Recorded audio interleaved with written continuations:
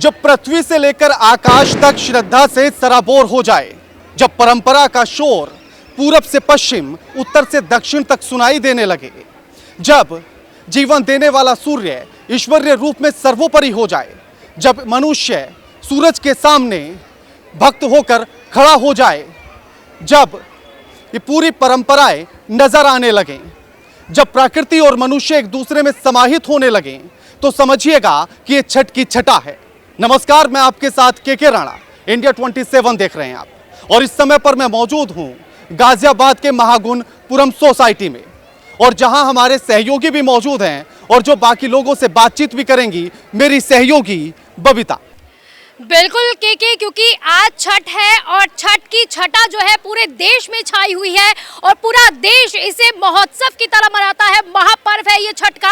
और इसी बीच कहा जाता है ना, क्योंकि हमेशा यही देखा गया है, जो छठ होता है, छठ के दिन पर महिलाएं जो श्रृंगार करके आती है, 16 श्रृंगार करके जो छठ मैया को मनाने का प्रयास करती है, सूर्य भगवान को नमस्कार करती है और उनसे अपनी मनोकामनाएं पूरे करने का वो एक वरदान भी मांगती है। और वही सब हम यहाँ पर आपको दिखा रहे हैं। एक छोटी सी झलकी हम आपको यहाँ की सोसाइटी की दिखा रहे हैं कि किस तरह से महिलाएं जो है वो सज सवर कर छठ मैया को मनाने के लिए, अपनी मनोकामनाएं पूरी करने के लिए आ गई है।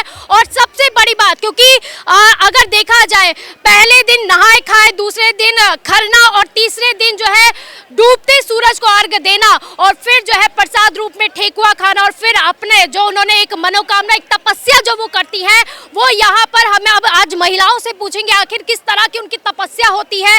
तपस्या मैं इसलिए कह रही हूँ क्योंकि कहते हैं ना, हर एक तपस्या के लिए एक कठिन जो है आपको दृढ़ निश्चय करना पड़ता है। वो दृढ़ निश्चय ये महिलाएं करती हैं और इसी बीच जो है अपने परिवार की अच्छे मनोबल की कामना भी करती है। के करके हम बात करेंगे, लेकिन इससे पहले हमेशा ये देखा गया है, महापर्व हो या फिर उत्सव हो, हर चीज जो है लोकगीतों के बिना अधूरा सा माना जाता है। तो शुरुआत हम लोकगीतों के साथ ही करेंगे। सबसे पहले आपसे शुरुआत करना चाहेंगे, नाम क्या आपका? अंजुम मिश्रा। अंजुम जी, कहते हैं कि कोई भी महोत्सव हो, कोई भी उत्सव हो, और ये तो महापर्व है, और आप इतनी कठिन तपस्या इसके लिए कर रहे हैं, सबके सब महिलाएं, क्योंकि कहती है ना कि महिलाएं, वैसे तो हर एक महिला सुंदर होती है, लेकिन जब वो साज श्रृंगार करती हैं तो वो एकदम अद्भुत देवी ही हो जाती है। तो हर महिला अपने में एक देवी होती है। तो क्योंकि उत्सव है, ये उत्सव महोत्सव की तरह आप मनाते हैं, लोकगीत ना हो ऐसा हो नहीं सकता। एक लोकगीत। किलवा के पात पर उगेल सूरज मल झाकी झुकी, ए करेलू छठ बरतिया से केकरा लागी, हमरा जे स्वामी निरंजन ऐसन स्वामी से उनके लागी, हम करीने छठ बरतिया से उनके लागी, हमरा जे बेटा रोहिता ऐसन बेटा से उनके लागी, हम करीने छठ बरतिया से उनके लागी, हमरा जे बेटा निखिला ऐसन बेटा से उनके लागी, हम करीने छठ बरतिया से उनके लागी, हम कर ले छठ बरतिया से उनके लागी। बहुत ही सुंदर शुरुआत हुई है। इसी के साथ ही आपसे जानना चाहेंगे, आखिर छठ मनाने का महत्व क्या है, इसके पीछे धारणा क्या है, कहानी क्या है? क्योंकि अलग अलग जगहों पे हमने देखा अलग अलग कहानी प्रख्यात है, लेकिन एक कहानी काफ़ी कॉमन मानी जाती है। और अगर देखा जाए यहाँ किस तरह की कहानी आप लोगों को बताई गई है, क्या इसके पीछे का महत्व होता है? रामायण से, ये मिथिलांचल से चली आ रही है। जब रामायण में जब सीता मैया रामचंद्र जी के साथ 14 वर्ष का वनवास जा रहे थे, तो उन्होंने गंगा मैया से ये प्रण लिया था कि अगर मैं सकुशल पुनः अपने अयोध्या सकुशल लौट आऊँ, तो उसके बाद मैं गंगा माँ का षष्ठी के दिन पूजा करूंगी। तो संयोग बस उस षष्ठी के दिन से ही आज छठ माता का व्रत किया जाता है। और आज ये मिथिलांचल पूर्वांचल नहीं बल्कि पूरे भारत में बहुत हर्षोल्लास के साथ मनाया जाता है। बिल्कुल सही कहा आपने कि पूर्वांचल और मिथिलांचल नहीं बल्कि पूरे भारत में जो है ये हतोत्साहत के साथ मनाया जाता है। उत्साह लोगों के बीच में खूब होता है और इसी बीच जो महत्वपूर्ण हो जाता है, क्योंकि कई तरह की कहानियाँ इसमें विख्यात है जिस तरह से बताया गया है। कई कहानी और कोई कुछ कहते हैं कि सूर्य भगवान के वन महोत्सव के रूप में ये छठ मनाया जाता है।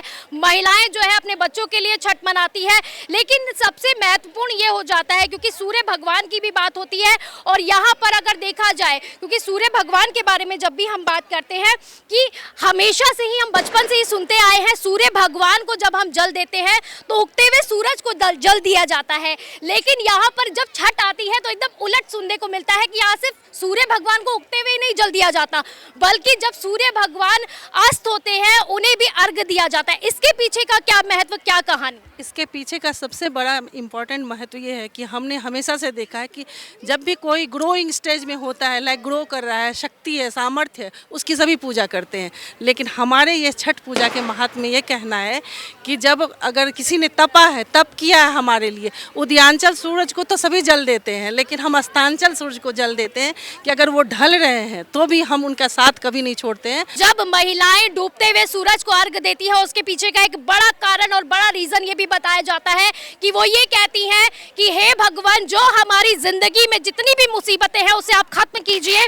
और साथ ही साथ हमेशा से ही यही देखा गया है कि जिस तरह से अर्घ देती हुई महिलाएं आती हैं, वो कहती है हमारे जीवन से भी ये जो अंधकार है, हमारे जीवन में जितनी भी मुसीबतें हैं उसे खत्म कीजिए। तो एक बहुत बड़ी ये चीज हो जाती है, इसीलिए भी कहा जाता है ये व्रत मनाया जाता है। लेकिन यहाँ पर क्योंकि महिलाएं जो है एक बड़ा संघर्ष करती है, एक बड़ी तपस्या करती है, और साथ ही साथ जिस तरह से आप देख सकते हैं तस्वीरें आपके चारों ओर है, किस तरह से महिलाएं जो है पानी में खड़ी होके, जब हम लोग अपने घरों में गीजर ऑन कर लेते हैं, गर्म पानी की कामना करते हैं, उस समय ये महिलाएं जो है ठंडे पानी में खड़े होकर सूर्य भगवान के अस्त होने का समय लेती है, उसका वेट करती है और उसके बाद जो है उन्हें पानी देती है, उन्हें अर्घ देती है। आपसे जानना चाहेंगे, क्योंकि आपने जो है सिंदूर जो है यहाँ से यहाँ तक, कहते हैं नाक से लेकर बिल्कुल माथे तक भरा हुआ रहता है और मांग तक भरा जाता है, इसके पीछे का क्या कारण है, क्या इसके पीछे एक कहानी कही जाती है? पति की लंबी उम्र के लिए ये सिंदूर किया जाता है। जितना लंबा सिंदूर जाता है उतना ही लंबी पति की उम्र होती है। जितना लंबा ये सिंदूर जाता है उतनी ज्यादा जो है पति की उम्र हो जाती है। और एक बड़ी कहानी ये भी है, कहा जाता है कि जो महिलाएं होती है वो पीले और नारंगी रंग को इसीलिए सिंदूर के रूप में लगाती है क्योंकि कहा जाता है ये किरणों को, सूर्य की जो किरण होता है उसको दर्शाता है। और साथ ही साथ ये भी कहा जाता है ये सूर्य का एक तिलक के रूप में लगाया जाता है। और जिस तरह से इन्होंने बताया है कि पति की लंबी उम्र की कामना की जाती है, आपसे जानना चाहेंगे क्योंकि इसी बीच जो है कई तरह का प्रसाद भी बनाया जाता है।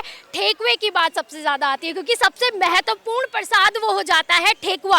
तो क्या इसके पीछे की धारणा है, महत्व है ठेकुआ, क्योंकि बहुत ही इंपॉर्टेंट प्रसाद इसको कहा जाता है। तो ठेकुए के बारे में जरा बताइएगा और किस तरह से इसे तैयार किया जाता है। और जो सूप होता है, जो आप लोग सूप कर रहे हैं, उसमें भी कहा जाता है 2 जोड़ी आप लोग हमेशा रखते हैं उसमें, चाहे वो कोई सा भी फल हो चाहे सब्जी हो, हमेशा वो जोड़े में रखा जाता है। इसके पीछे की थोड़ा सा कहानी बताइएगा। जोड़ा तो नहीं रखा जाता फलों का, पर हाँ ये एक अनानास रखा जाता है, अमरूद है, सेब है, केला है, केले का जोड़ा रखा जाता है। अच्छा, हाँ, क्योंकि मैंने कहा ना अलग अलग जगहों पे, थोड़ी थोड़ी जगहों पे अलग अलग चीज़ें होती हैं, अलग अलग नियम हो जाते हैं। ठेकुए के बारे में थोड़ा बता दीजिएगा क्योंकि ठेकुए के बारे में काफ़ी इम्पोर्टेंट प्रसाद होता है वो। नारियल रखा जाता है, जूट वाला नारियल, गन्ना रखा जाता है, मूली है, सिंगाड़ा है, अदरक है और बहुत सारी, और एक ये चंदा सा लाल तरह का प्रसाद होता है, एक ये गले में पहनने वाली बत्ती होती है। अच्छा, और ठेकुआ किस तरह तैयार किया? कहते हैं कि ठेकुआ को बनाने के पीछे भी एक बहुत बड़ा कारण ये है कि उसमें जो है कोई भी जिस तरह से ठेकुए को तैयार किया जाता है उसमें एक बड़ी समानता दिखाई जाती है कि हर कोई समान हो, चाहे वो अमीर हो गरीब हो, हर कोई वो समान है, वो दर्शाता है। क्या इसके पीछे भी यही रीजन है? नहीं, इसका प्रसाद मेन होता है और इसमें कोई आटे का भी बनाता है, कोई मैदा रवे का बनाता है और कोई गुड़ का बनाता है, कोई चीनी का बनाता है। हाँ, जो प्रसाद होता है मेन, जो ये खड़ी होती हैं जल में, ये प्रसाद गुड़ का होता है असली, और ये खुद बनाती हैं सुबह को उठ के 3-4 बजे। तो इसी के साथ ही आप लोग अपना व्रत खोलते हैं? हाँ, इसी के साथ ही ये लोग व्रत खोलते हैं। तो इसी के साथ ही महिलाएं जो है अपना व्रत खोलती हैं और देख सकते हैं आप कितना ज्यादा उत्साह महिलाओं महिलाओं के बीच में है। इसी बीच मेरे सहयोगी ओम भी यहाँ पर उपस्थित है। ओम, आपके अगर देखा जाए यहाँ तो काफी उत्साह, आपकी साइड क्या कुछ चल रहा है, किस तरह की जो है दृश्य देखने को मिल रहे हैं? बिल्कुल बबीता, कहते हैं ना, पहले पहले हम कहीं नहीं, छठी मैया बरत त्योहार। जी हाँ, छठ महापर्व जिसकी आस्था इतनी अटूट है कि जो पूर्वांचल और बिहार के जो लोग हैं उन्हें पूरे साल इस पर्व का इंतजार होता है। उसकी उत्साह आप देख सकते होंगे कि हम लोग जहां अभी मौजूद है गाजियाबाद के महागुनपुरम में, एक सोसाइटी जहां पर अलग अलग जगह से लोग रहते हैं, लेकिन जो पूर्वांचल और बिहार के लोगों की जो संख्या है वो हर साल, घाट नहीं है यहाँ पर, लेकिन एक स्विमिंग पूल को घाट बनाकर जिस उत्साह के साथ, जिस उमंग के साथ ये छठ पर्व मनाया जाता है वो काफी दिलचस्प है। और हम बात भी करेंगे यहाँ पर लोगों से। हमारे साथ अभी महागुनपुरम के एओए के अध्यक्ष यशपाल यादव जी हैं। यशपाल जी, ये जो छठ महापर्व है पूर्वांचल और बिहार में ज़्यादातर मनाया जाता है, लेकिन अब ये पूरे देश में मनाया जा रहा है। इसकी मान्यता है कि लोग घाटों पर मनाते हैं, गंगा हो या यमुना हो वहाँ पर मनाते हैं, लेकिन आज के दिनों में देखा जाता है कि स्विमिंग पूल में भी। तो ये जो एओए की टीम है जो आपकी, ये इसका आयोजन कैसे करती है? आयोजन सबके साथ मिलके जो है, ये सूर्य की उपासना का त्यौहार है और बहुत ही श्रद्धा और महापर्व है ये। और पूरे जो हमारे परिवार के लोग हैं सब, मतलब पूरे महागुनपुरम सोसाइटी के सब मिलजुल के ही करते हैं इसको, और बहुत श्रद्धा के साथ तो बहुत अच्छे से करते हैं। बाकी विस्तार से भैया बताएंगे। देखिए, ये छठ महापर्व काफ़ी पवित्रता का पर्व मनाया जाता है और कहा यह जाता है कि अब अगर हम गांव की बात करें, जो पूर्वांचल और बिहार के लोग जो करते हैं, घाटों पर जाके करते हैं, वहाँ पर एक अनोखी चीज़ देखने को मिलती है कि जो जगह अगर जिसको ऑक्यूपाई करना है वो जाकर अपना ईख घाटों पर जाके गाड़ देते हैं। तो यहाँ पर किस तरीके की आस्था, किस तरह का उमंग देखने को मिलता है? आपने अपने प्रश्न में ही हमारे बचपन की याद दिला दी। तो यह जो छठ का महापर्व है, यह कोई पर्व नहीं है, ये सनातन के विराटता का एक दर्शन है। आप देखिए, पूर्वांचल, पूर्वी उत्तर प्रदेश और बिहार में रहने वाली लगभग तमाम संख्या, वो वहाँ अपने ज़िलों में, अपने कस्बों में जिस प्रकार से उत्साहपूर्वक छठ मना रहे थे और मनाते हैं, और ये लगभग सैकड़ों वर्ष पहले से ये प्राचीन परंपरा चली आ रही है।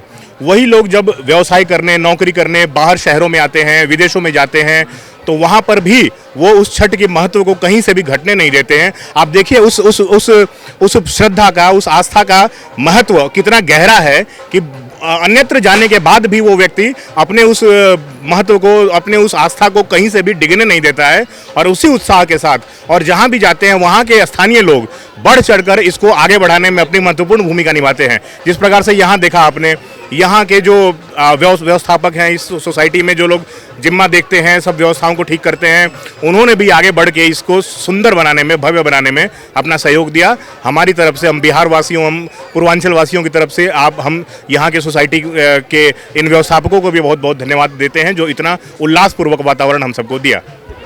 इस पर्व को ही महापर्व कहा जाता है, और जिस तरीके से यहाँ के लोग जिस उमंग के साथ मना रहे हैं छठ, पहले नहाए खाए, उसके बाद खरना, फिर सजिया अरग, फिर भुरिया अरग।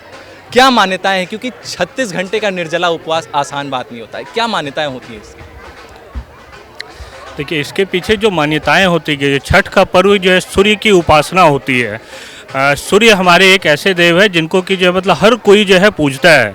इस छठ के पर्व में शाम के वक्त हम लोग जो है सूर्य को अर्घ देते हैं। अर्घ हम लोग जो है दूध से या पानी से हम लोग जो है अर्घ देते हैं, और उगते हुए सूर्य को भी हम लोग जो है अर्घ देते हैं। और इसी तरीके से ये छठ का पर्व पिछले सैकड़ों सालों से हम लोग जो है फॉलो करते आए हैं। लोग जो है पहले जब हम लोग जो है गाँवों में रहते थे तो नदियों पर जाते थे। नदियों पर जाने का पर्पस ये होता था कि जो बहता हुआ पानी होता है उसमें जो है हम लोग अर्घ देते थे। लेकिन चूंकि वहाँ से अब हम लोग जो विस्थापित हो गए, विस्थापित होकर हम लोग शहर आ चुके हैं, तो उस चीज़ को हम लोग छोड़ नहीं सकते। उस चीज़ को हम कैसे छोड़ देंगे? उस चीज़ को नहीं छोड़ सकते। तो उसका एक उदाहरण यहाँ आप देख रहे हैं कि यहाँ हमने जो स्विमिंग पूल में जो है पानी डाल करके चारों तरफ से जो है अरेंज करके जो हमारी एओए ने कराई है, इस चीज़ को हम लोग फॉलो करते हैं। देखिए, ये जो पर्व मनाया जाता है इसमें देखा यह जाता है कि महिलाओं की संख्या ज़्यादा होती है, लेकिन पुरुष भी अब बढ़ चढ़कर हिस्सा लेते हैं इसमें। क्या उन दोनों के नियम में जो पूजा करने की विधि होती है और जो ये व्रत रखने का, उसमें कोई अंतर होता है या फिर बिल्कुल सेम होता है? देखिए, सबसे पहले मैं आपको और आपकी पूरी टीम को और सुरजीत जी को धन्यवाद देना चाहूँगा कि इस महापर्व का आपने कवरेज बहुत अच्छी तरीके से किया और आपके प्रश्नों का जवाब देने के पूर्व मैं एक चीज़ बोलना चाहूँगा। यहाँ पे जो भी संबंधित संस्था है, यहाँ पर आज तक हमें इस तरीके का भेदभाव नहीं लगा कि हम हरितालिका तीज मना रहे हैं या हरियाली तीज मना रहे हैं, जबकि दोनों का जियोग्राफिकल एकदम बिल्कुल डिफरेंस है। अब आते हैं हम आपके क्वेश्चन पे। देखिए, हमारे सनातन समाज में ना अर्ध नारीश्वर का विशेषण दिया जाता है।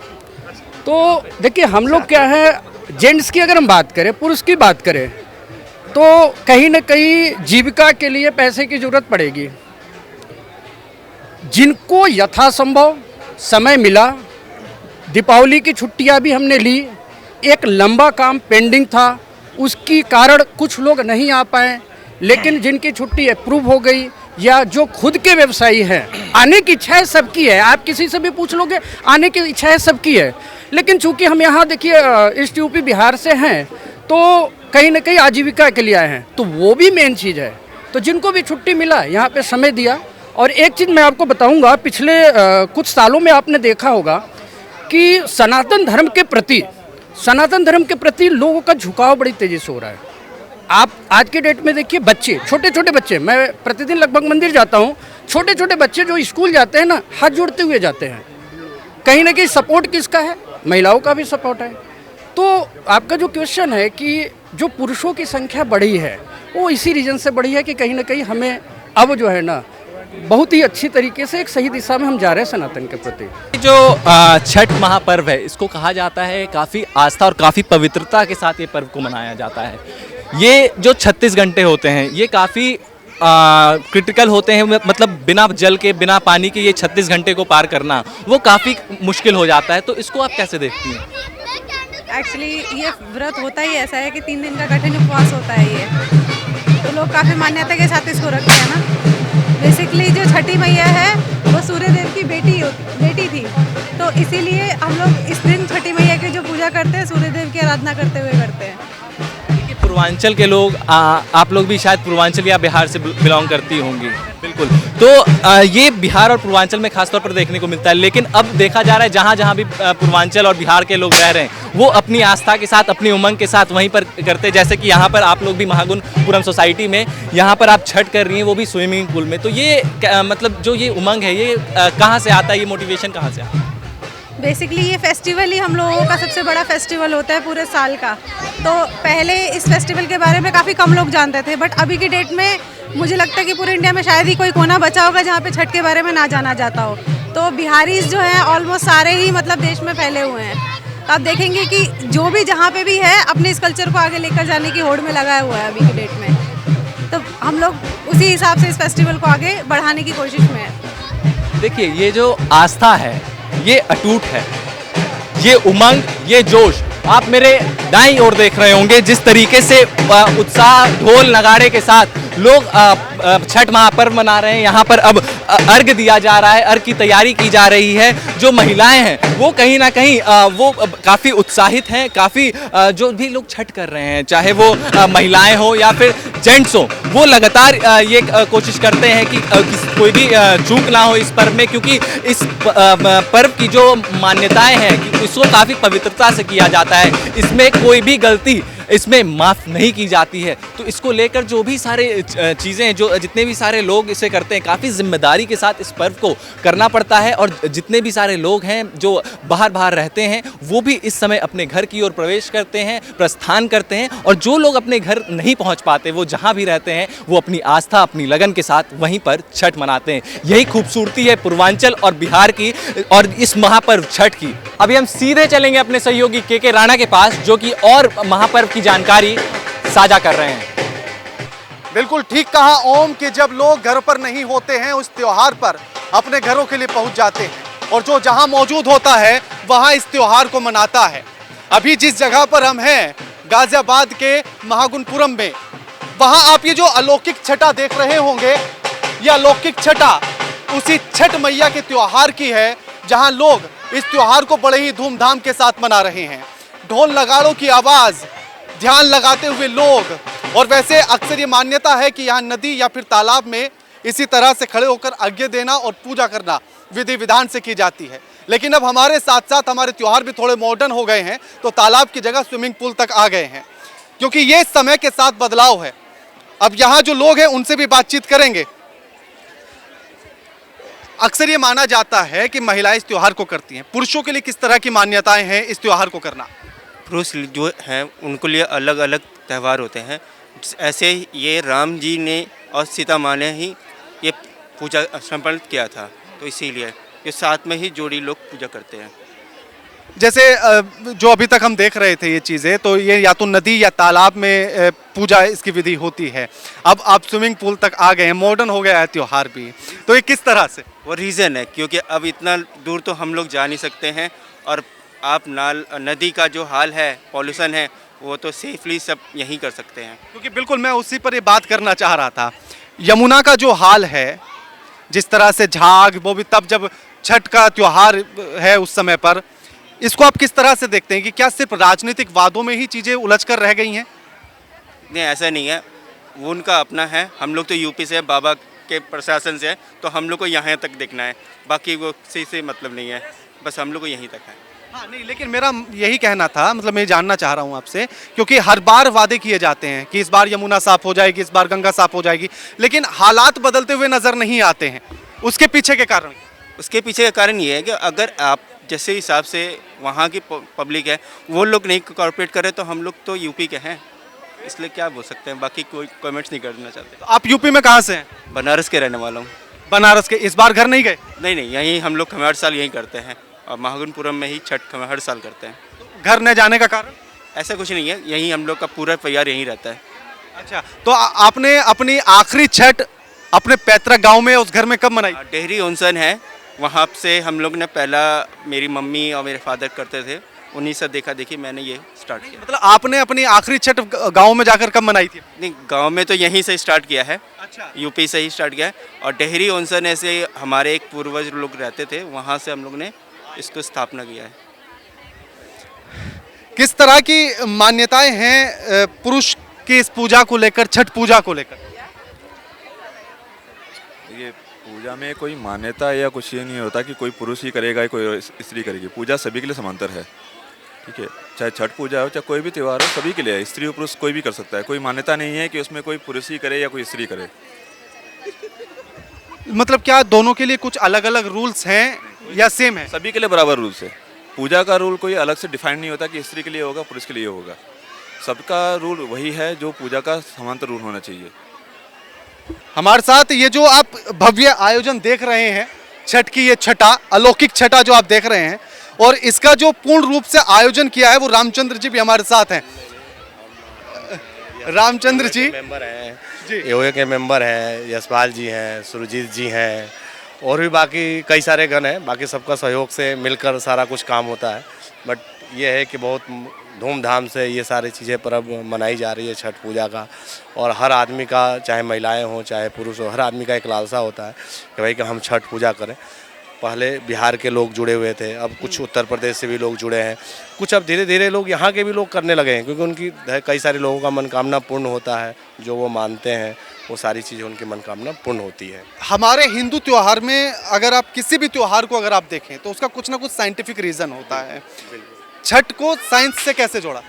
छठ को साइंस से इसलिए जोड़ा कि जब राम भगवान और माता सीता भी उन्होंने छठ पूजा की थी, कुछ उनका भी वो था, मान्यता था, उसको लेकर उन्होंने भी सूर्य भगवान का अर्घ दिया और छठ मैया का पूजा किया, जो उनका मनोकामना पूर्ण हुआ।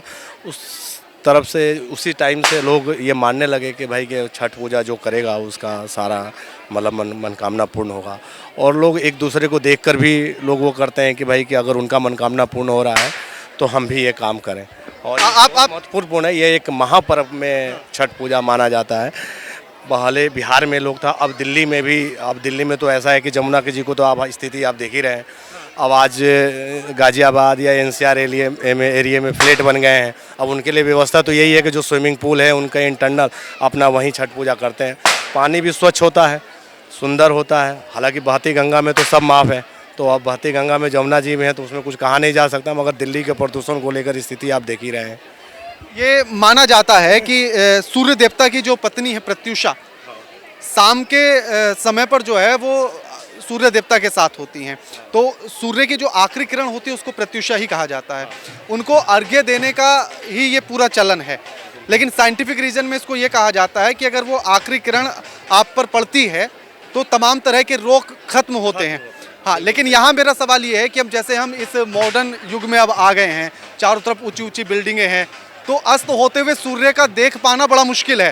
तो इसको आप कैसे देखते हैं? बस एक उनमें अब आस्था ही लगी रहती है, मतलब लोगों को सूर्य भगवान से कि भाई कि उनकी, अब कहा जाता है ना कि सूर्य की रोशनी है तभी उजाला है।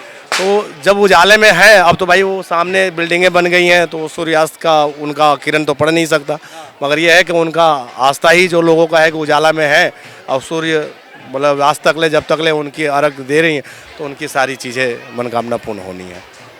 छठ का व्रत सबसे कठिन व्रत माना जाता है। 4 दिनों तक चलने वाला ये त्योहार जो खाए नाए के साथ शुरुआत होती है, उसके बाद खरना और उसके बाद अर्घ्य देना, और फिर जब सूर्य उदय के समय पर अर्घ दिया जाता है।